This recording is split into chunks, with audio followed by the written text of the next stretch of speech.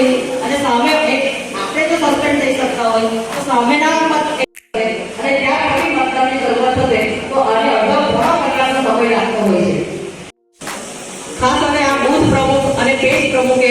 જેમ એમણે વાત કરી કે 3 પરિવારો, તો આપણે પેજ પ્રમુખ બધાની લગભગ બનાવેલા સમયને અંદર 1.5 કલાકે જે ટોપિક બનાવે એ પ્રમાણે આ રીતે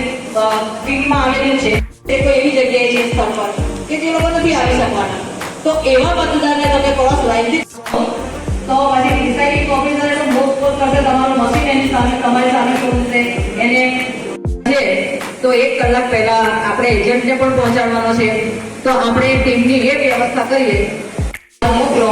તો એ નંબર પર ખબર પડી જાય કે આ વ્યક્તિ આપણા મતદાર છે કે નહીં. તો આપણને સાંજ સુધીમાં આપણું કેટલું ટકાવારી થશે 40 નંબરનું મતદાન, એવી રીતે આખા જેટલું મતદાન થાય એ 9 વાગ્યા સુધીમાં આપણને એક કોપી પહેરવાની છે.